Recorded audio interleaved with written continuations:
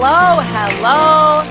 Welcome to Sorting Through Life with Colleen Waterston. You are listening to AM 950, the progressive voice of Minnesota, and we are the station's newest weekend radio show. Welcome back as AM 950's newest show. We launched Sorting Through Life just last week. I was here with my organizing sidekick, Alicia. We told a little backstory of who we are and what this home organizing business we operate is all about, Space by Space Organizing, a home organizing company in the Twin Cities in Minnesota. We also shared about what to expect from the show every week, Sundays at noon, if you listen in, available soon after on all streaming platforms. And while I want the content of my radio show podcast to be evergreen and relevant in people's lives for many years to come, I do feel compelled to say something about this specific moment in time, January 2026. Without getting into details, if you want to know what is going on in Minnesota at this moment, just Google Minnesota, January 2026. There's a lot. And I know my friends, my clients, my fellow doers of everyday life in Minnesota are feeling incredibly on edge. And I'm right there with them. And while some people are out making statements in the streets, on social media and other platforms, I am sitting here doing a radio show. The radio show is not about current events, but I do hope to create shows that tap into current trends and topics of the day, but focused from the perspective of a home organizer. And when I heard of the news of this particular week, January 7th to be exact, I was sitting on the floor in my client's home office, sorting through papers from the past decade or two, trying to make sense of it all to make her a filing system she will stick to.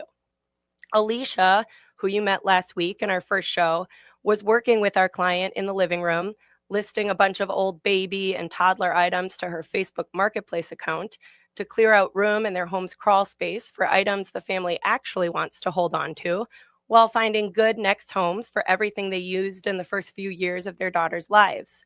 Sierra, my other right hand, was refreshing the toiletries closet. It was prime productivity in all directions. I was feeling so good about the progress that we were making.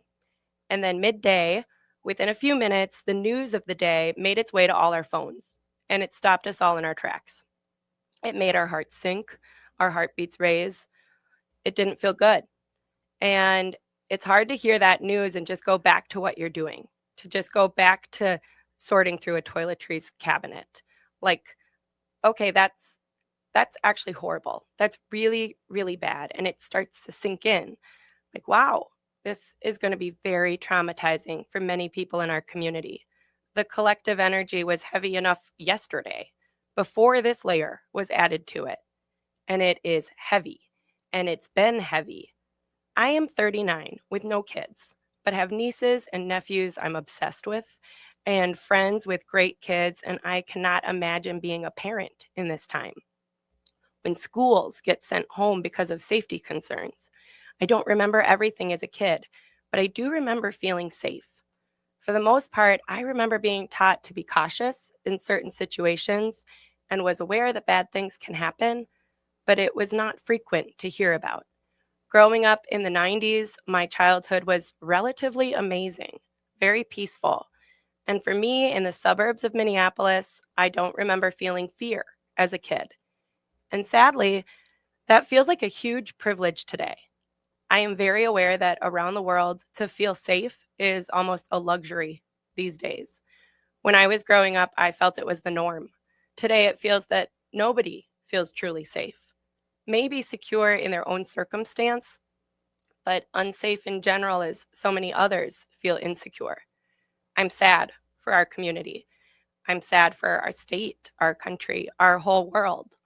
I have spent a lot of time thinking about global issues.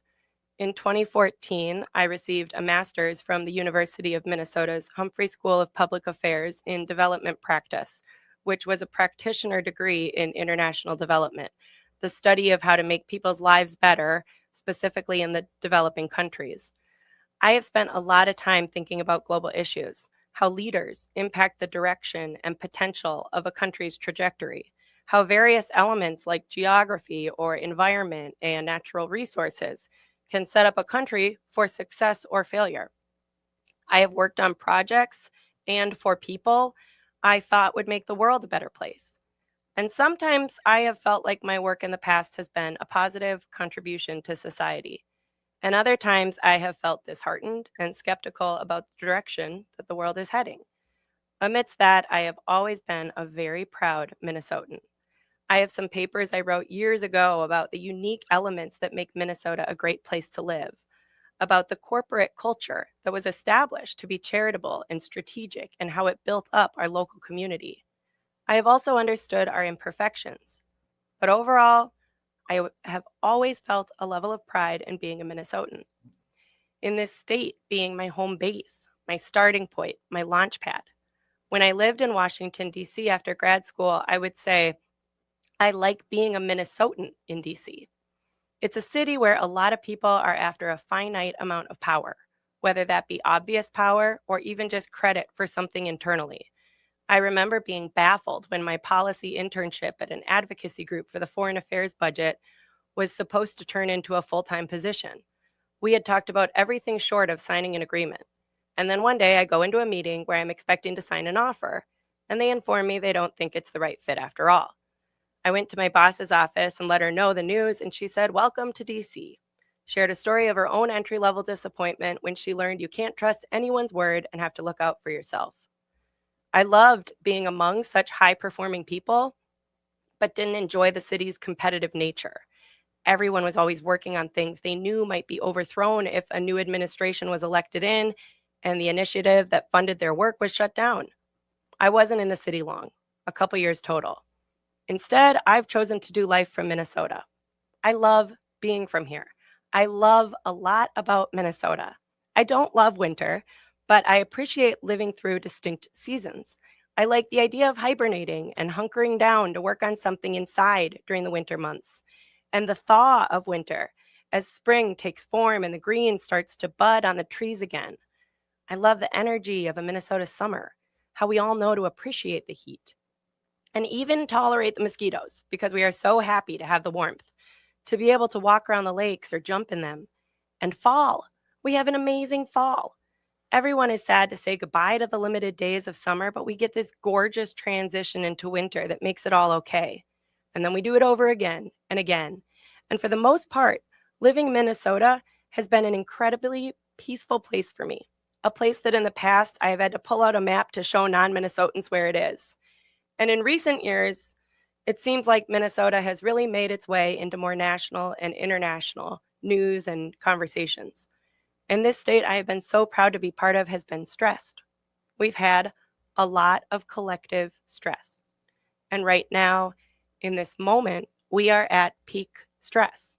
And in my past life's work, I have been around tables with people who are closer to the levers of power that have a hand in setting the national and international agenda. And in my current life's work, I am more often at people's kitchen tables, trying to help them manage their family's daily agenda.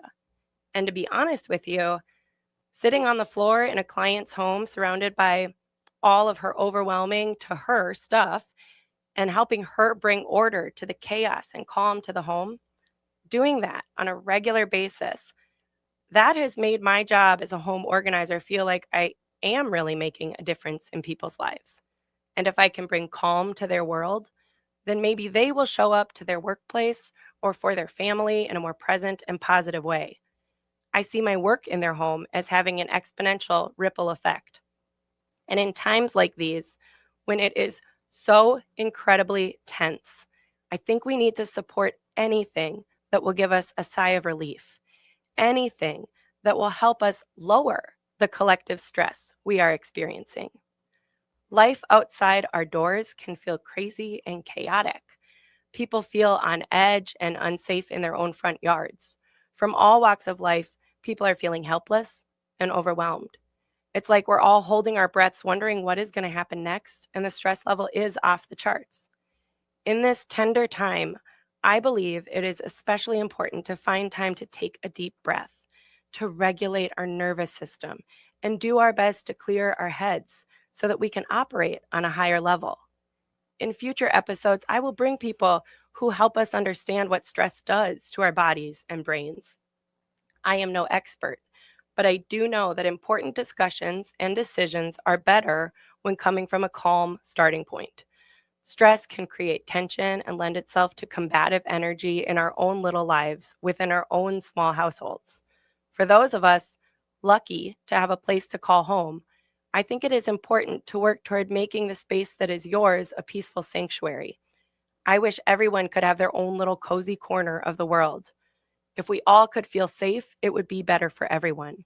If we all could feel cared for, it would be better for everyone. Right now, my life's work is not working to solve the big issues we face.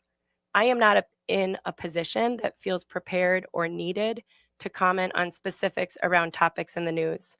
Right now, my life's work as a home organizer is to go into people's homes and try to make them function a little or a lot better.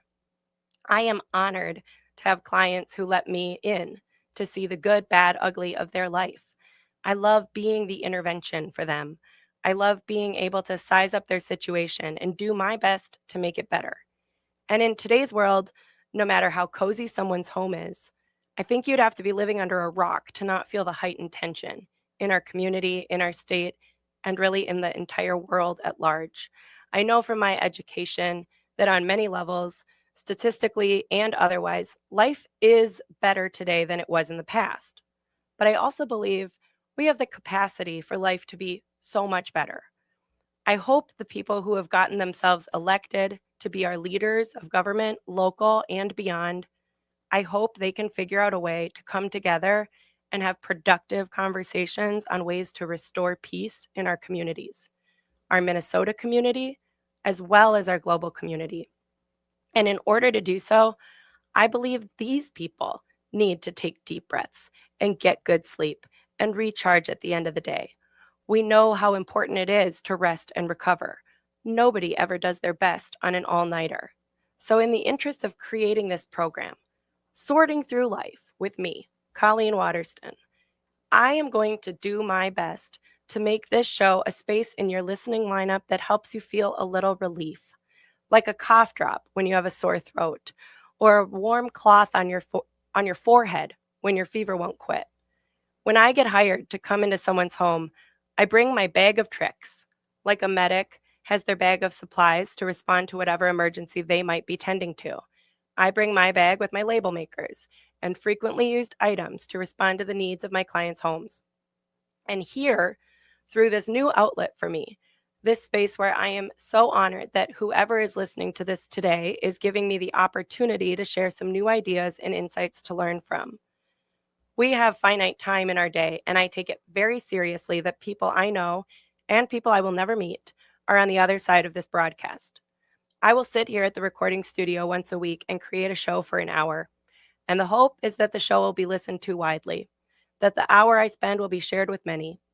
I am going to do my best to produce a show that is of value to people who need to know they are not alone when they are trying to make sense of the files in their office, the bins in their storage room, their closets and cabinets, and all things home organizing. And in the midst of that topic, if I can help you feel a little more at ease, help you feel like you are not alone in the overwhelm of adulting through life, then I will see the time I spend here at Sorting Through Life a worthwhile endeavor. If I can hold space for us to take a collective deep breath and offer programming that is relatable, interesting, helpful, insightful, beneficial to you or beneficial to someone you know, then maybe in my own way, I'm helping make my community a better place. And right now, I think we all are wondering what we can do. And for today, this show, this space is my offering. So here we go. But first, let's take a deep breath and a short break.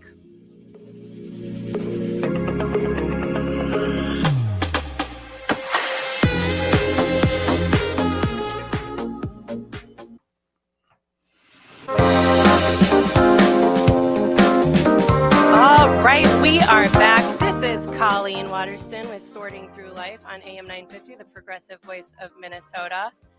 So just last week was our inaugural episode. I was here with Alicia, who has worked with me at my organizing business, Space by Space Organizing, almost since day one a few years ago. We talked about our work, what brought us to do the work we do, what exactly we do, and what listeners can expect in the episodes ahead.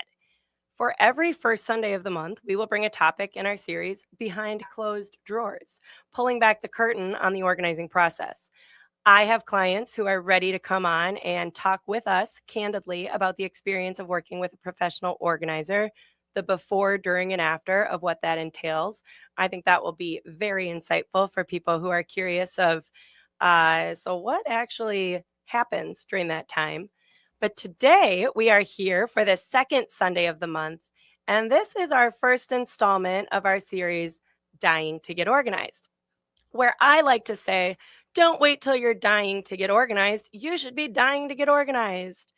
And for this series, I have my co-host, my dad, Kevin Waterston, a lifelong funeral director, born into a funeral business owning family, literally living above the Minneapolis Funeral Chapel his whole upbringing, then taking over the funeral business with his brother and raising two kids, my brother and sister, to become licensed morticians.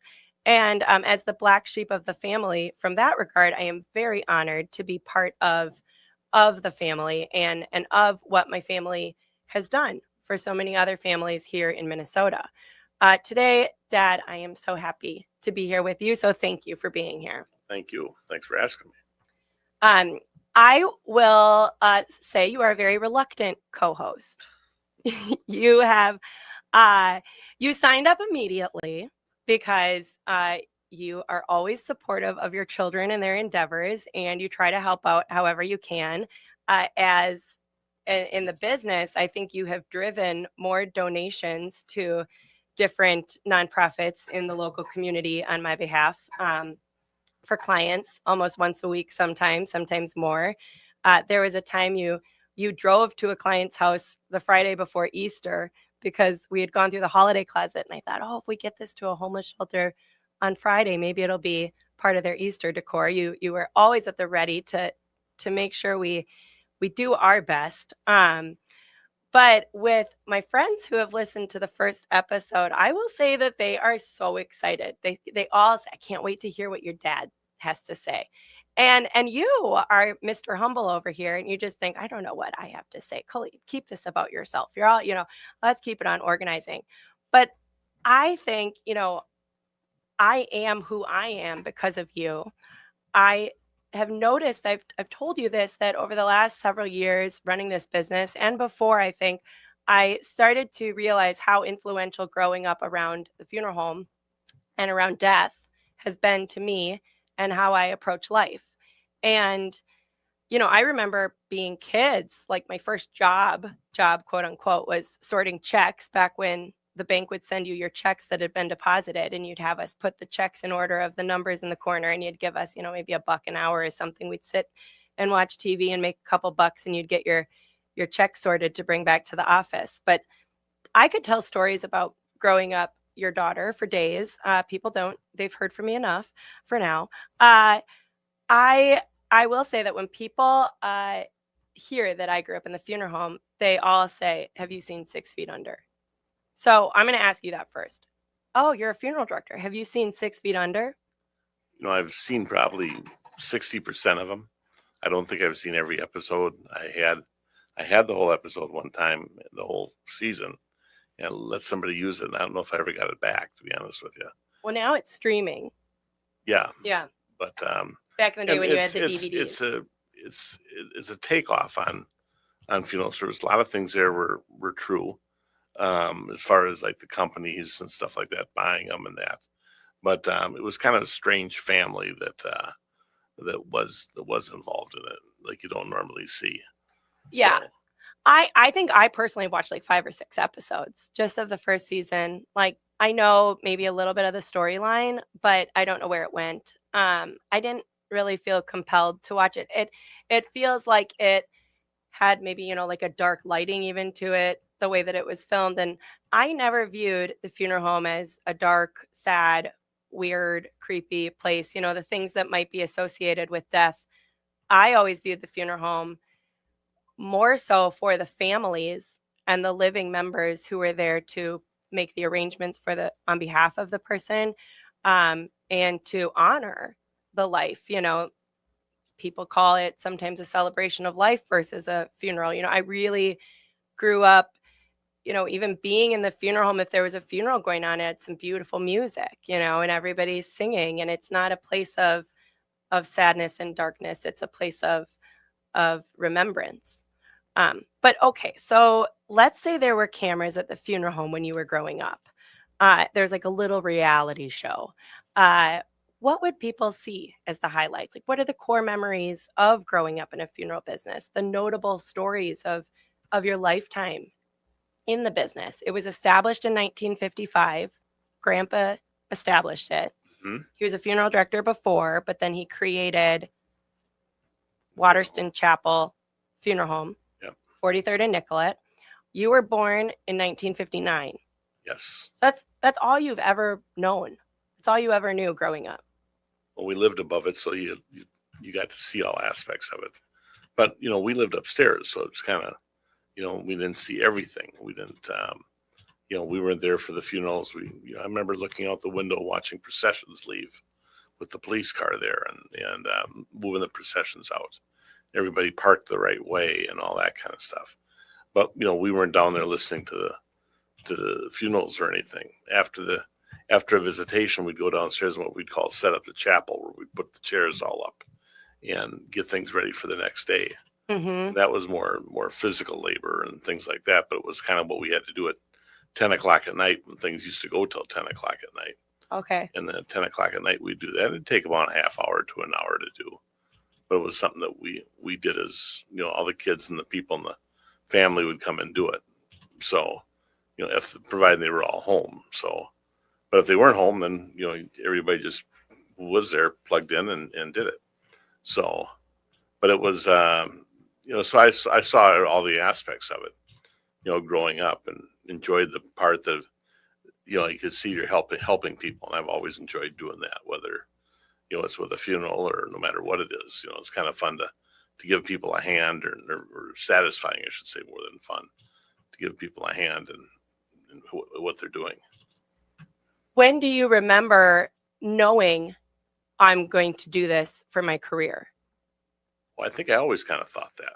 Okay. I don't know, and it's quite common in the funeral business, especially 50 years ago when I went to school. But now it's getting less and less all the time, because the people realize they have more opportunities out there and look at something different to do.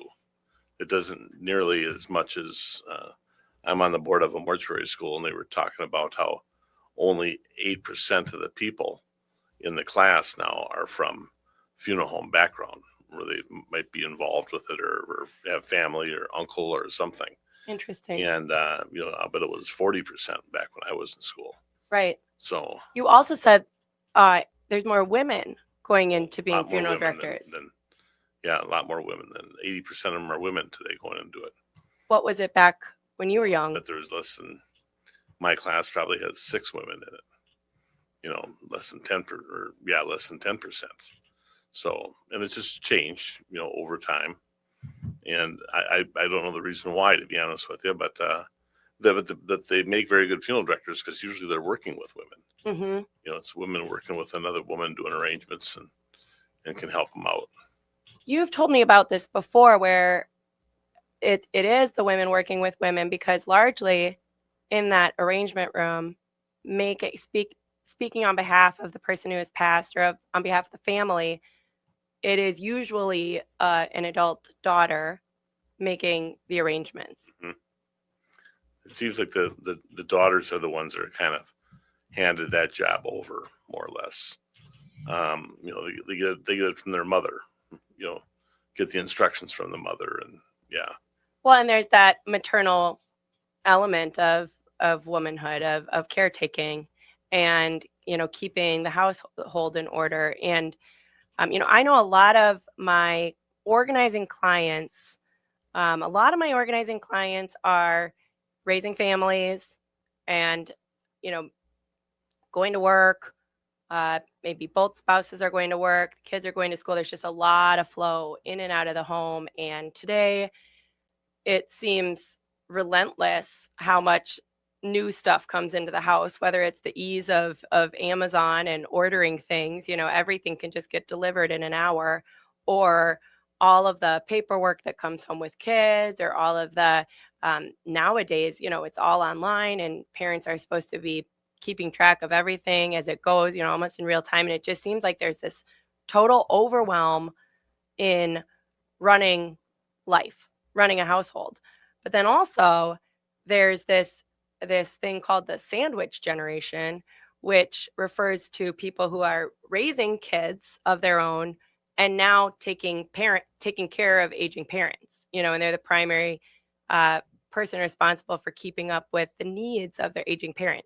And I find a lot of people come to me with conversations around this, friends, clients, but where they're almost anticipating that there's going to be so much flowing my way upon the day that my mom is no longer here to take care of things for herself. My parents are no longer, and people will tell me about their parents' tool collections, or, that I'll get very tangible examples that people try to work through with me. And I personally believe, and we'll talk about this many times in the future, but that hiring an outsider, an organizer like myself or someone else, to come in and help work with that parent, where the client is actually the parent wanting to go through all of their belongings and go through all of their life's things, that is a great time to kind of intervene.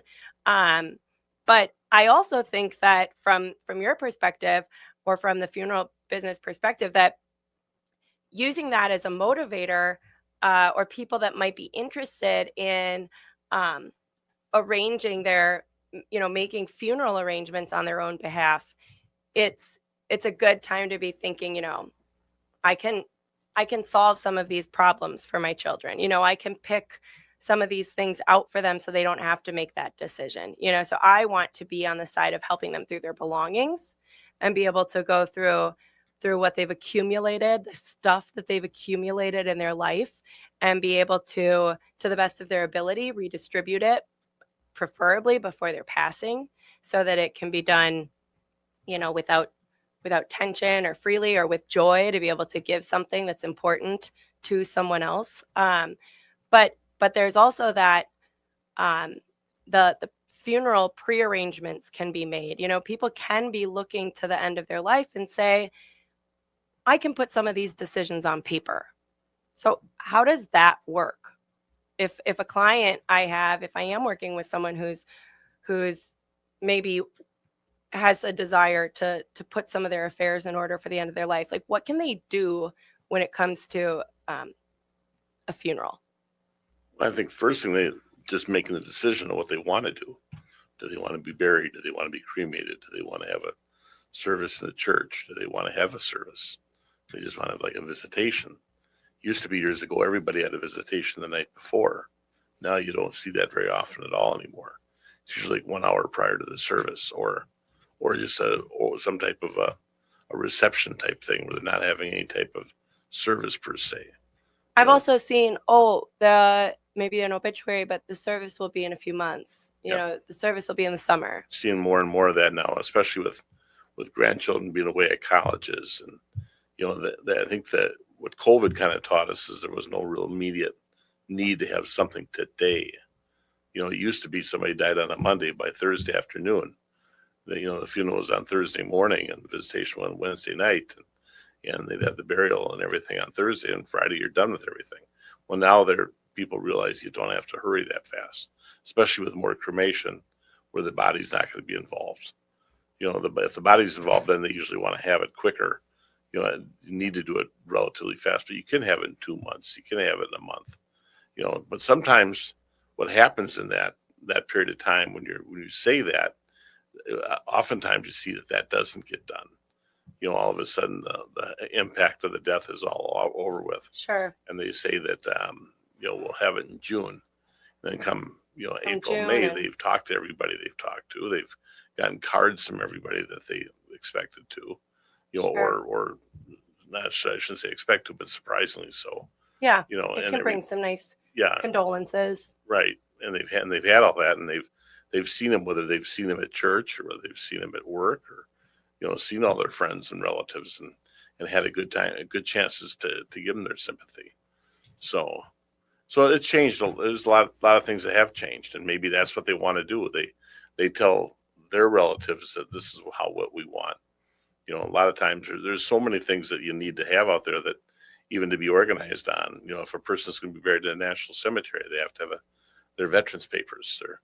And to have that prepared for your family and just a file, funeral arrangements. You can go to the length of pre-arranging at the funeral home, but even just to have that file prepared so that your loved ones can hopefully spend more time just mourning the loss rather than, putting too much together around it. We'll get specific in some different options for people to be considering, but for now we're going to take a short break and we'll be back real soon.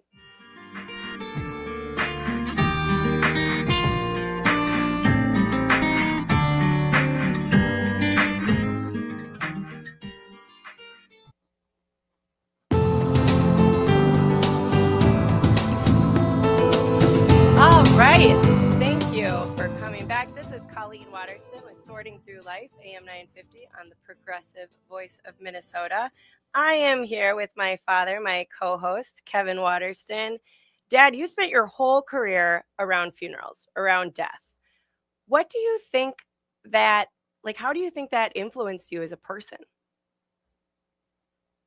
Well, I think I've met a lot of interesting people along the way, both within the business and both with working with people at the, some people I got a text last night from a guy who I helped him with years ago. And he's kind of become a friend over the period of years, but, first started out with his mother and father and now he called me and I just got to call him back today. I missed his call yesterday. So, there's a lot of people you get to know over the period of years. And I think that kind of shapes your life on who some of those people are, You probably have no idea of the number of families that you have sat with and made the arrangements for their loved one. Well, I have no idea how many there were, but there are thousands. I'm sure thousands over the years. Thousands. Yeah, so I know some of our directors have talked about that. The thousands of people that they've worked with. I was in an entrepreneur social business incubator last fall, and it was like 10 of us, and we're all working on our business concepts. And there was a woman in the group, and she said, "Are you Colleen Waterston of the Kevin Waterston family?" I said, yeah, that's my dad. And she said, "Kevin Waterston is the most amazing human." I said, "Well, I know that, but why do you?" And she told me that she knew all about you selling your business and that you were no longer there because she had had a death in her family since you had left and she missed you. And she had said that, whenever someone I loved passed, your dad was my body man. I went to him to take care of the body of the person that I loved. You had taken care of her parents, but most notably, you had gone to the hospital when she had had a miscarriage, and you waited there for the proper documentation to be able to release the child to her so that she could do a burial, a memorial of sorts. But whatever it was, or release the body to you. I don't know the details of it, but you had done it.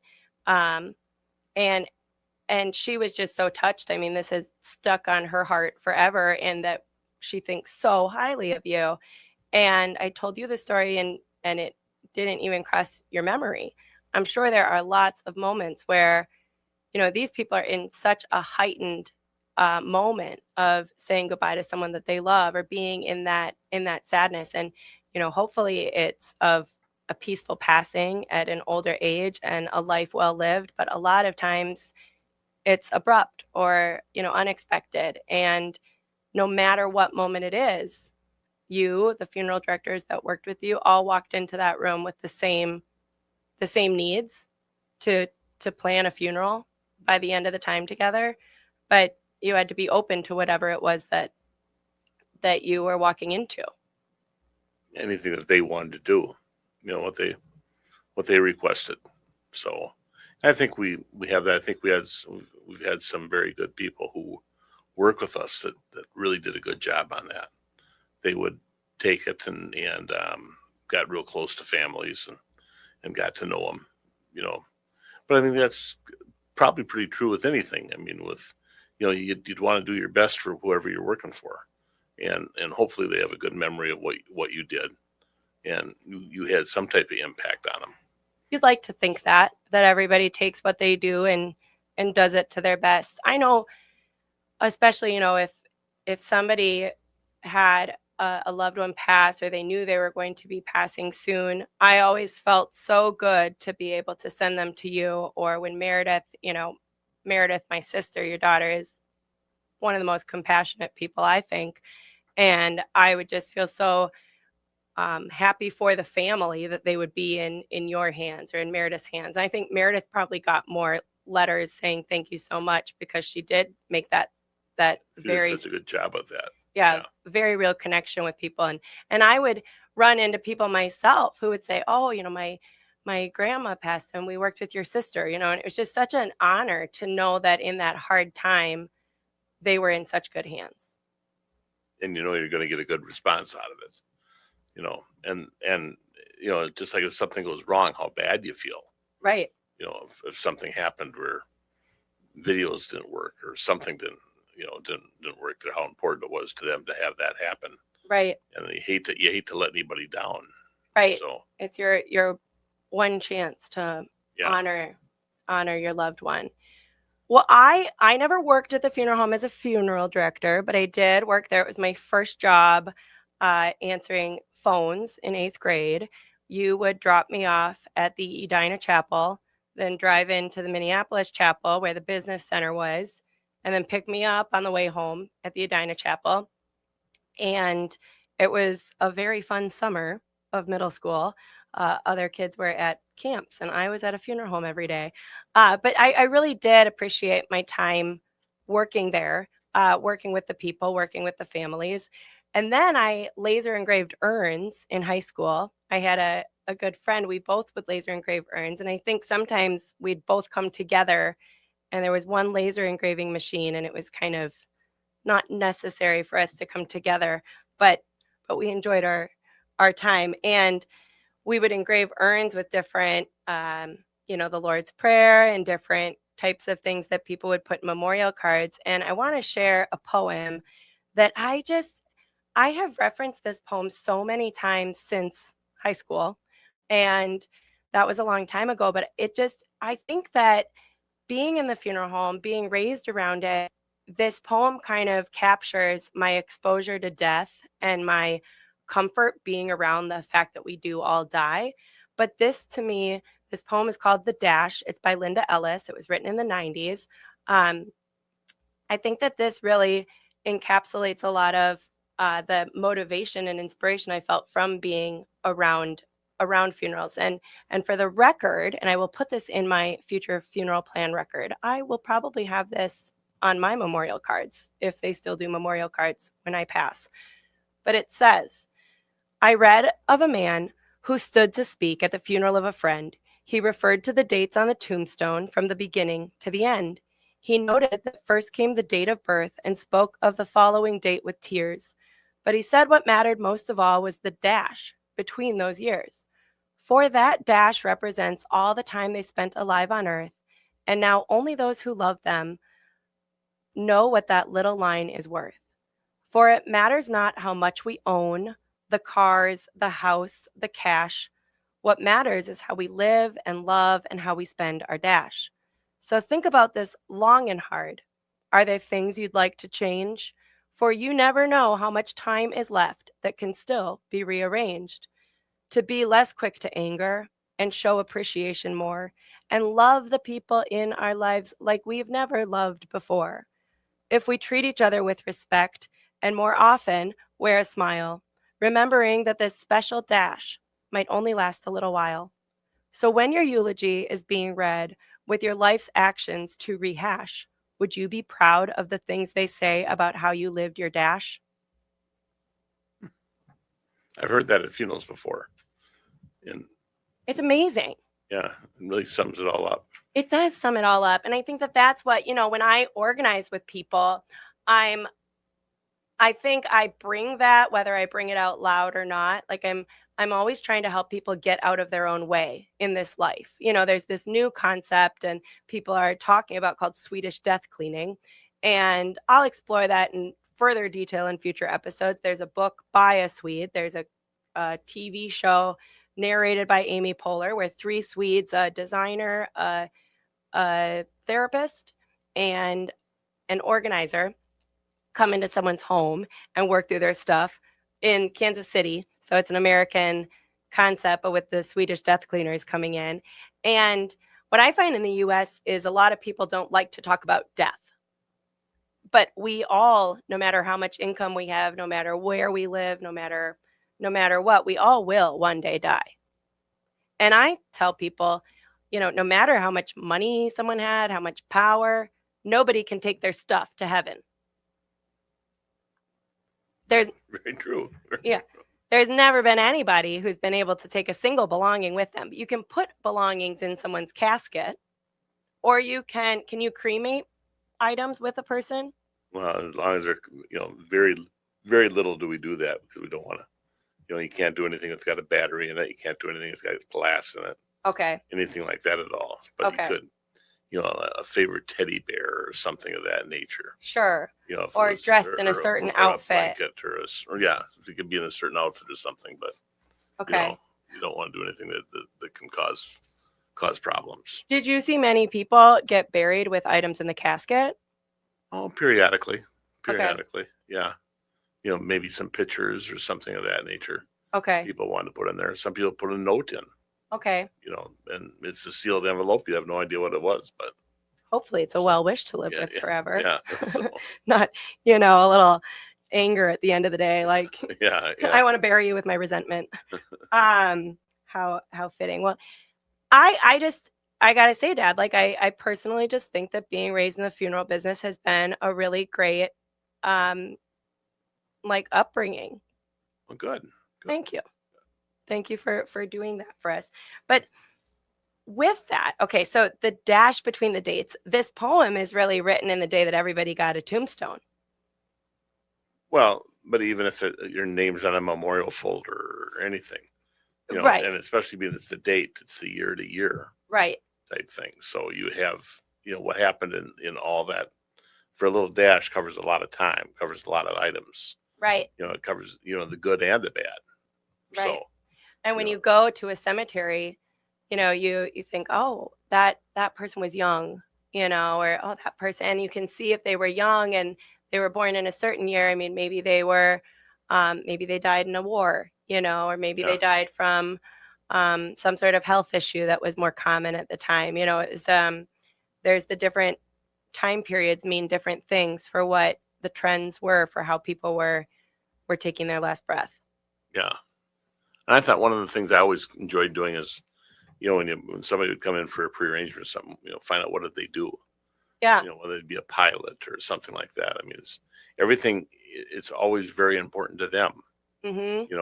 And I always found it kind of fascinating, how people spent their lives and what they did. And, what were some ways that people, honored their life and what they did in their life's work in funerals? Do you remember anything specifically that was like, oh, that was a really cool way of honoring that person?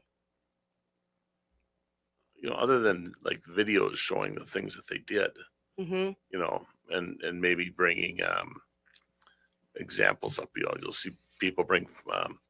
I've seen people bring motorcycles into the chapel before.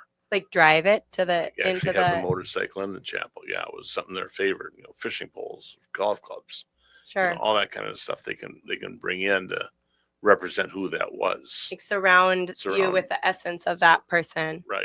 Right. And that's something that, I went to a memorial service that was at a golf course, and it was very beautifully and tastefully done. I mean, it was like a happy hour after where everybody got to continue the celebration, but they brought this man's hats. He had a big hat collection, and they put on a table in the back, and they said, take a hat, take one that means something to you. I was talking to a friend just yesterday about this episode and the legacy concept. And she said that she had a cousin who had died young, and a few months after the death, she got a package from the husband with a winter hat and a note saying, this was your cousin's, and I think you'll put it to good use in Minnesota. She barely wore it. She died in Georgia. But my friend was saying that she still has that hat, and it meant so much to her to be given something from that friend. A neat idea. Yeah. Yeah. So to say, I intentionally would love for you to have this. And I think people can do that in their life. That felt like a posthumous, nice way to honor someone's belongings. And it's a good way. Yeah. And today, I think, something to think about is that there's more ways to honor our bodies. So we have the funeral process, we have the traditional funeral, the traditional burial, cremation. I think people know what cremation is, but there's these options that are coming up: green burial, human natural organic reduction. Like, talk to me about some of those alternative ideas out there today that people are starting to talk about when they think, I prefer that. Well, there's even a thing called the Green Burial Council that has for people who just want to be buried very, very simply and maybe even like a wicker casket with and a true green burial is a grave dug by hand. So you're not using a tractor to do it, not using equipment to do it. Okay. So, and there are some cemeteries that do allow green burial. And there are ways to actually get, you can be composted. The natural organic reduction is kind of a composting type thing, where your body is in a vessel for about 2 months, and it's with straw and earth and alfalfa, okay. And your body breaks down chemically, organically, and but you can't have you got to have like silk clothes on type thing or a silk robe. And then, is it true you actually can get dirt back from that? You get 2 yards. You can get up to 2 yards of dirt. So you could have like a memorial garden, like almost where of your own, but that's a lot of dirt. That's a lot of father. That's a lot. So some people just take a little bit of it and then they let them dispose of the rest of it. Well, it's kind of nice because you can have like a memorial garden in your backyard with your loved ones' remains. It's legal in Minnesota now, but there are no operations in Minnesota doing it. If you want to have it done, you have to have your body sent out to Washington State. But you did tell me that it's a good idea until you drive past the house in a few years after you sold it and they put a pool in. Yeah. Okay. Yeah. Okay. Well, we are out of time for today. And I don't know how that flew by so fast, but there are lots to talk about, and I look forward to unpacking more and more in the episodes ahead. Thank you all for joining us. I hope that this inspired some new ideas, and we will continue to dive into more. You can see us here every week on AM 950, the progressive voice of Minnesota.